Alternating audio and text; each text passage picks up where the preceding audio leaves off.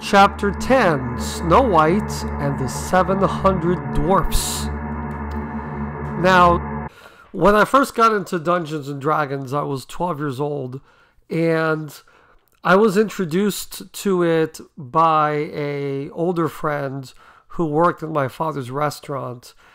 And at the time, there weren't any comic book stores that I was aware of or any hobby stores that sold any of the D&D books. And this is back in the first edition days. So I didn't have any of the books. In fact, the first book that I ever received was the Dungeon Master's Guide.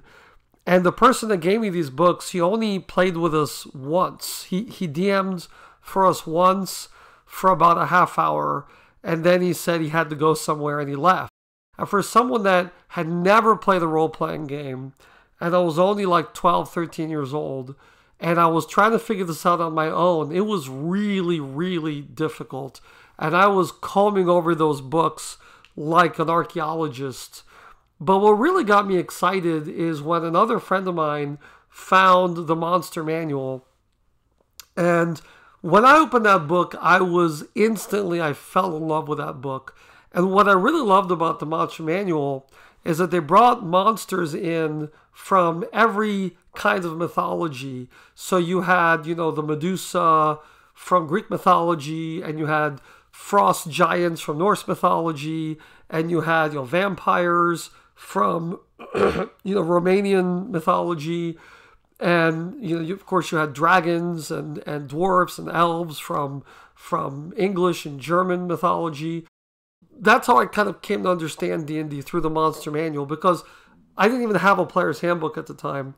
And when I was combing through the book, for me, it was like the goal of the game was to kill all of these monsters. Keep in mind I was only 12, and so that's kind of how I saw things. Is just everything had to be a battle. And what I came to was Demogorgon. Demogorgon had, 200 hit points. He had a negative 10 armor class or negative 9. And he was really scary and really powerful. And I said to myself, one day, I will fight Demogorgon and I will defeat him. That seemed to be like the ultimate goal. And so me and my friend George, we played D&D for a couple years, and we built our characters up. My character was called Sir Merrick the Brave, and I leveled him up to level 9.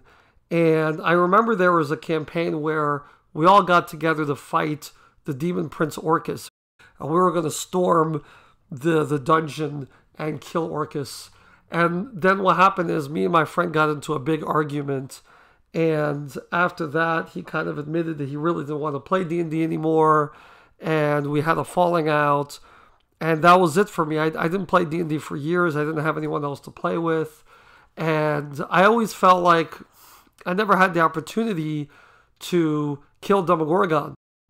The other thing that was kind of unusual is that I went to a very religious Southern Baptist school, and they really hammered religion into our heads every day. And one of the things they taught us is that demons were real. And they taught us that we should, be afraid of demons. We should be afraid of Satan. And they told us that everything was satanic. Everything we enjoyed basically was satanic. Rock and roll music was satanic. All the cartoons we watched was satanic. He-Man was satanic. G.I. Joe, Transformers, even Smurfs was satanic. So, and of course, Dungeons and Dragons was the most satanic. And so, playing with demons made me a little nervous. It was exciting, but it also made me a little nervous because at the time, I was taught that these are real things. Demons are real. And I remember sometimes I would be in my bed and I would worry that, Demogorgon was real, and that, by me sort of playing a game about him, that he would, come into my bedroom. And I don't know, it kind of freaked me out to the point where at one point I actually took scissors and actually cut all the demon pages out of my first edition Monster Manual, which is something I deeply regret now. When I was in my senior year of high school, I met some friends who were into D&D, and I was like, wow, like I finally have people to play with. And so my first thought was, aha, I can continue my quest to kill Demogorgon. And at the time, my friends were playing 2nd edition. After we played like 3 simpler campaigns, I started what I called the quest for Demogorgon. And in that quest, I actually resurrected my old character, Sir Merrick the Brave. And Sir Merrick with a group of high-level characters, including a demigod, and there was also a Chinese monk who was secretly a gold dragon. And so with these very powerful characters, they went on this quest and, you know, through a lot of adventures, a lot of dungeons, and killed a lot of lesser demons. Finally found Demogorgon. We finally killed him, and I felt like I had a sense of closure. When I started with 5th edition, I had some players from work joining my group, and they came over to my house, and we played. I wanted to give them, because they never played D&D before, so I wanted to start with something that was very traditional. So we played a game in the Greyhawk universe, and in that campaign, which was called Geraldo the Great, they had to follow Geraldo, who was an NPC, but he had originally been 20 years before, or actually more like 30 years before. He was the character that my best friend George played. He was the wizard character, and now he was an NPC, and he was leading this group of players into a crypt, which was the resting place of my old character, Sir Merrick the Brave. Well, it turned out that Sir Merrick the Brave was sort of had become this undead character, and the reason he had become undead is because he was worried that Demogorgon would return, because he was the only one that had actually destroyed Demogorgon. But of course, he had kind of lost his mind, and the players eventually had to kill him. There was one adventure where there was some wizards that were trying to summon Demogorgon, but they actually failed, and instead they summoned a 2-headed dragon. And there was another game we played where there was a crazy toy maker who was just making Demogorgon figures constantly. He couldn't stop himself. His mind had been taken over by Demogorgon. So Demogorgon was always sort of this hidden threat that was a little bit off camera. And this leads to the current story. In the Harry Potter game, it turned out that Salazar Slytherin, who was one of the 4 founders of Hogwarts, what the players discovered that Salazar was not actually a wizard, he was a warlock. And for people familiar with the player's handbook, warlocks are different than wizards because they get their magic power from a powerful being that typically resides like in another dimension. Most often warlocks get their powers from demons. So at the end of the Harry Potter campaign, Salazar attacked Hogwarts with an army of vampires and werewolves and skeletons and evil wizards, and the players needed to defend the school and drive Salazar away. So they ended up winning the battle, and Salazar escaped to Stonehenge, where he used the magic key that my daughter Lilliea, my daughter's character Lilliea has. And he stole that key from her, and he used it to open a portal in Stonehenge to go to the Faerie Tale Kingdom. So this is what I wrote for the story. You reach a small cottage on the edge of town, similar in many ways to Doc's house in the spooky forest. There is a straw roof, a pile of chopped wood along one wall, and several grazing chickens. Just over the chimney, facing east, you glimpse the spires of Snow White's castle. A plump-looking dwarf is standing by the entryway with a broom in her hand. She is sweeping the steps and does not notice you. Grump clears his throat. When she looks, you find a familiar face. You can remember those ruddy cheeks, her broad smile. "Regina!" he says, barely above a whisper. She stares at him, at you. He removes his hat. "Regina?" The dwarf woman drops her broom as her legs give out. Grump catches her before she hits the ground. "Regina, it's Fiora." The dwarf woman knows. Somehow she knows. Her face fills with tears. And then Grump says, "I brought you here for good reason, Fiora. I can't let you go down into that mine. You're a good fighter, maybe the best of us. But that's where I lost you, and I can't bear to lose you again. Understand? For my sake and your mama's, you gotta stay here." I guess it's possible that my wife could have decided not to go into the mine. She could have said, "Hey, you know what? I'm just going to stay here with my mom."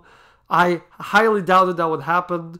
But if she really didn't want to do that, then I was just going to have my wife play as Grump and just roll Grump's attacks. So after that, the players, they get some potions and they go into the diamond mine and they do a number of things. They have to go into this hole. They use a magic bean that they got from a store inspired by Jack and the Beanstalk. They throw this bean down into the hole. The bean grows, and all the dwarfs climb down, and they go into the second level where they fight a gelatinous cube, and they also come across a purple worm, which had become a giant worm because it is feeding from the runoff from the mine. The mine is releasing this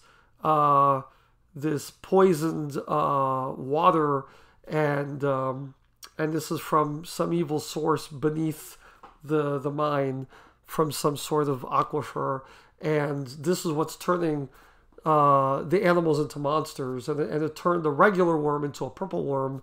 But thankfully, my daughter Lilliea, who plays a wizard, used her polymorph spell to turn the purple worm back into a regular size worm, and there they find Dopey's remains, and it's a hat, and inside Dopey's hat they find a little picture of Snow White with a little lipstick on it in the shape of a kiss. So just something that Dopey used to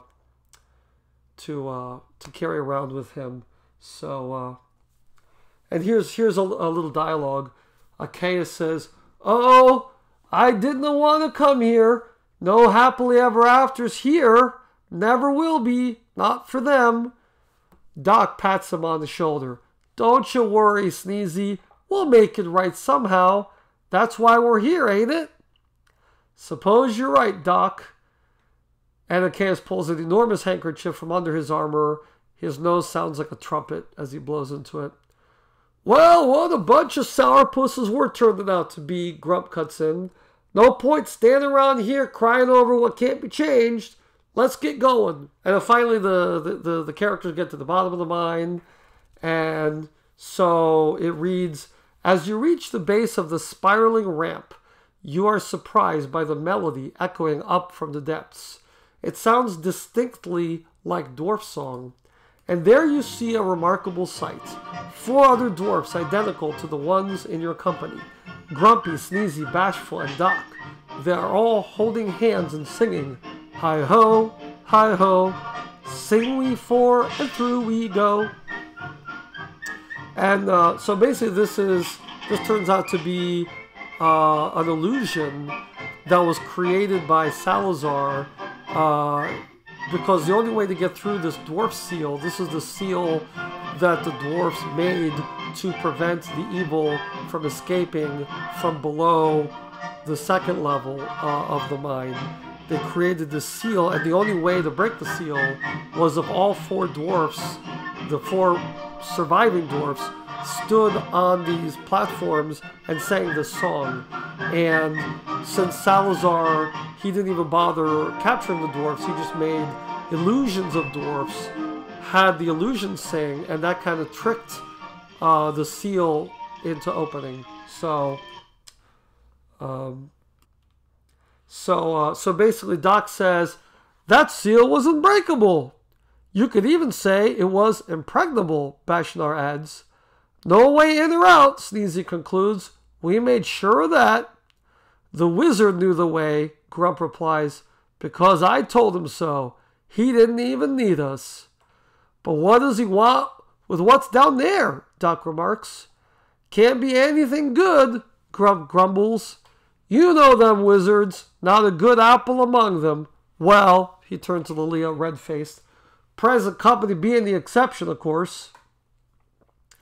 Okay, so then what happens is the dwarfs find that there's a giant cauldron which was used to pull lava up from beneath the mine, and they all get into it and they winch it down, and they go down into a very vast, dark area that has rivers of lava, okay? And Bash says, I'm scared, Doc. I know, Doc answers. Me too. Me three, says Sneezy. Maybe you ought to call up the you-know-what, Grump remarks. No sense in that, Doc replies. Tills we know what we're up against. After all, I'm not sure how long it'll work, or if it'll work at all. And the you-know-what is in reference to the Iron Dwarf. And up to this point, the players don't know what the Iron Dwarf is. They suspect they know, but they don't really know. So, and then finally they find the remains of the other two dead dwarfs, and it's Sleepy and Happy. And Doc finds them, and he says, "We never bothered looking back. We were being chased," Sneezy tells him. Grumpy crosses his arms, his face a mix of anger and horror. I guess I have to be the one who says it. Dopey, Happy, and Sleepy, they weren't killed by no monster.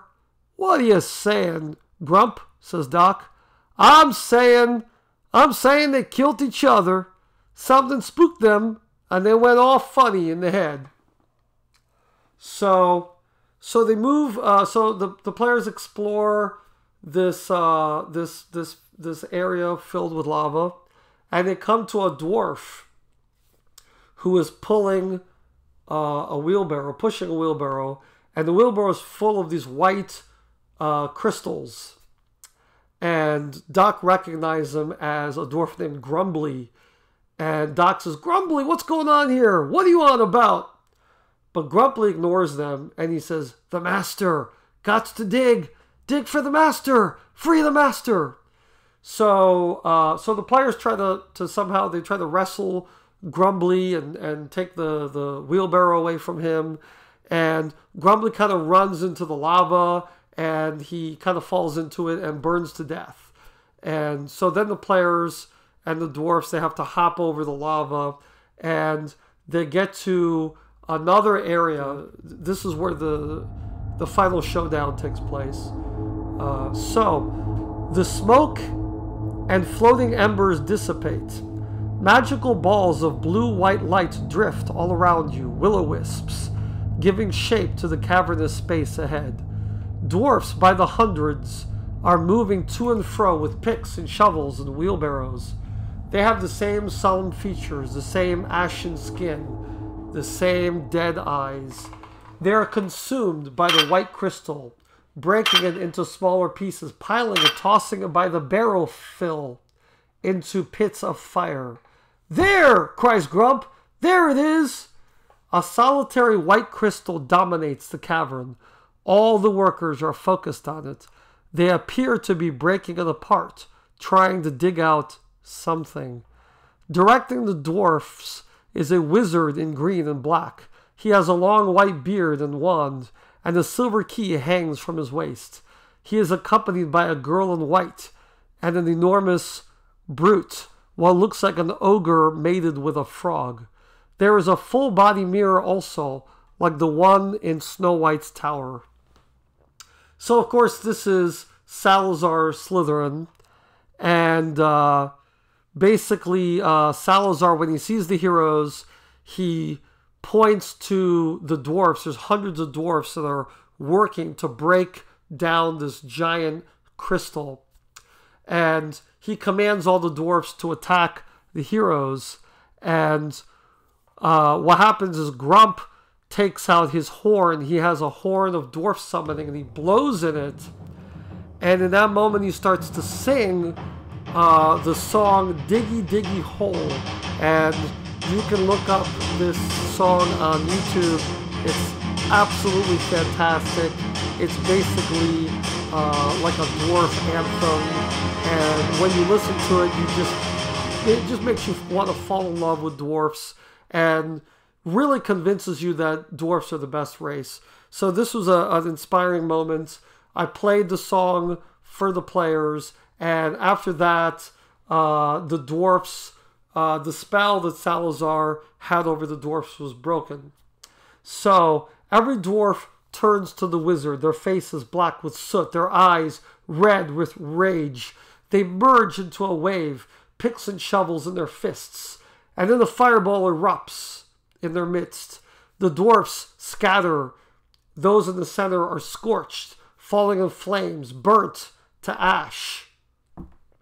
Basically, Salazar hit them with a fireball. And then Doc cries, "Maybe now's a good time for the you-know-what." "Not yet," Grump shouts. "We can handle them." And this is when the big fight starts. And it's basically Salazar, Elsa, who has also been brainwashed, Elsa from Frozen, and a big demon monster.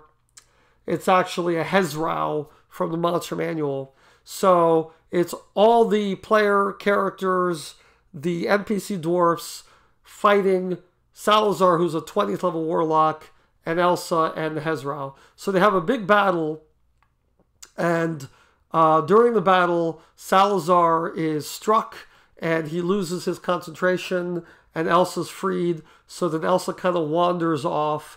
The Hezrau is killed, and there's also a mirror, a magic mirror similar to the one that Snow White had, and they can see that there's something trapped in the mirror. Salazar Slytherin is defeated, and he has very few hit points. He only has like 10 hit points left. And he turns to the giant crystal and he says, "It does not matter what happens here, what happens to me. We are all doomed, don't you see? We were doomed from the start. Our only choice was whether to serve or be destroyed. I chose the former." Salazar turns from you and raises his wand.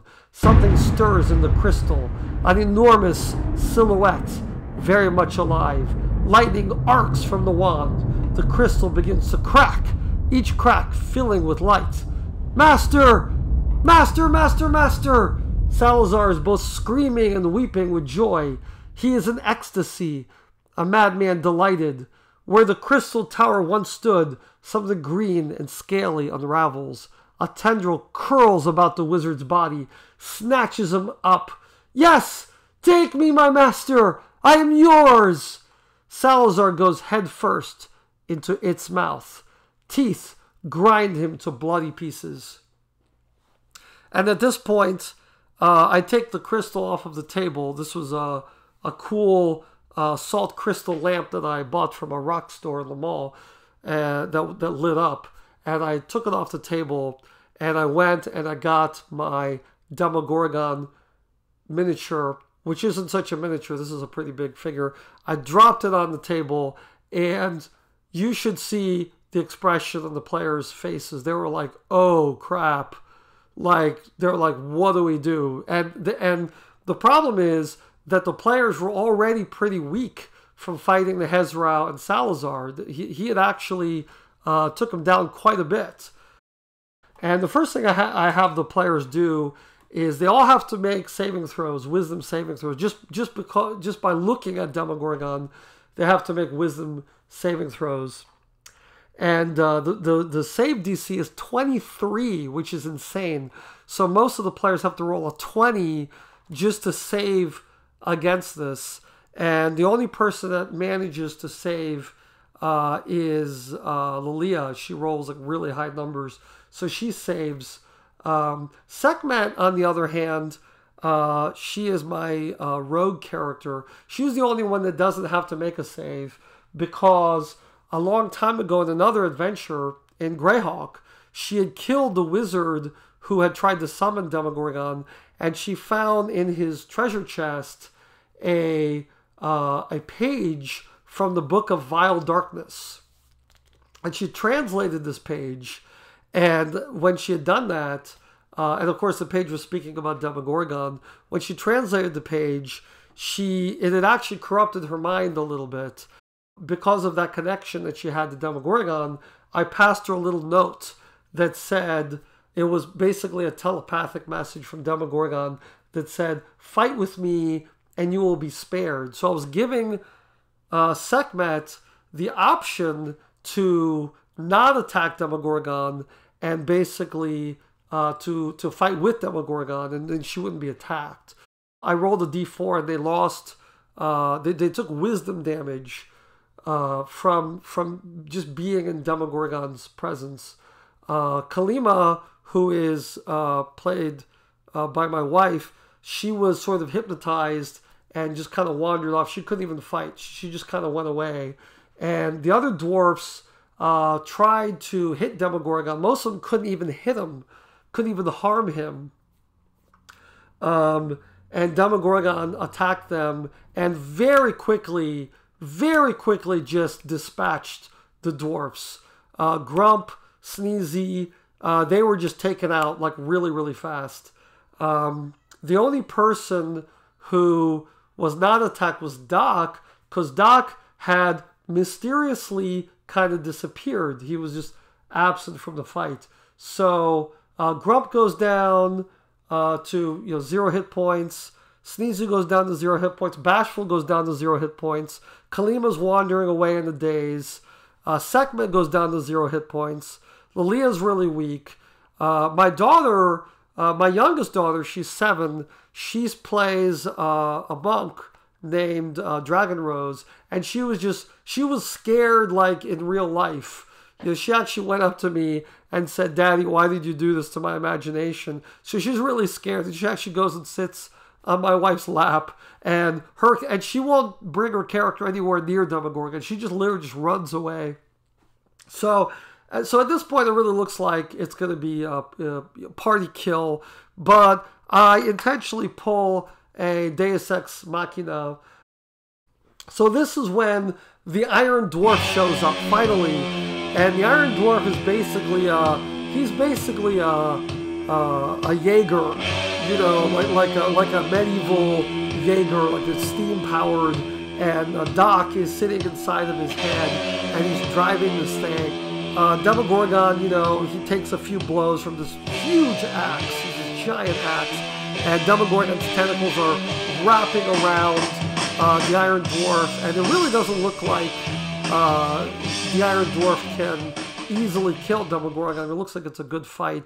More craziness happens. Sekhmet realizes that she needs to break the magic mirror, and she breaks the magic mirror, and Snow White and Ariel show up because they had been sucked into the mirror earlier.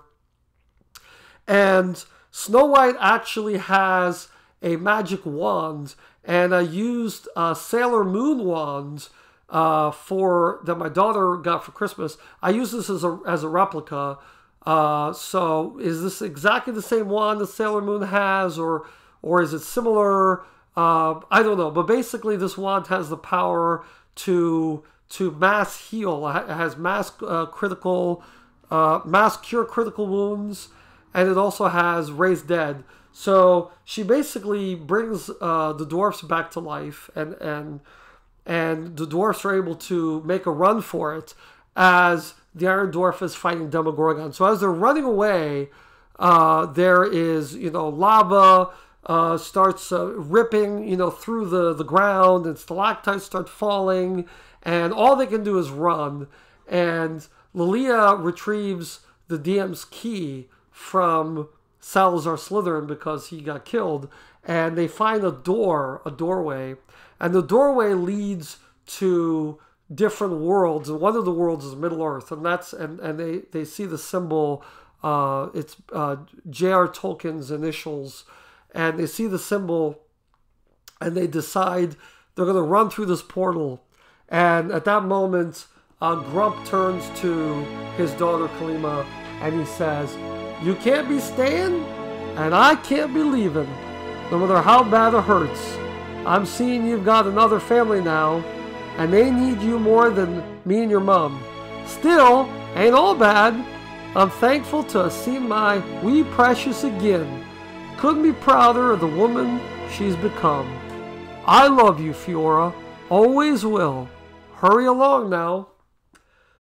And in the epilogue, you see from the perspective of a little boy, a little 8-year-old boy named Otto, and his grandmother is Alabaster White, who was the daughter of Snow White. So many years have passed, and Otto is excited to go swimming, and he's kind of like, "Come on, Grandma, let's go."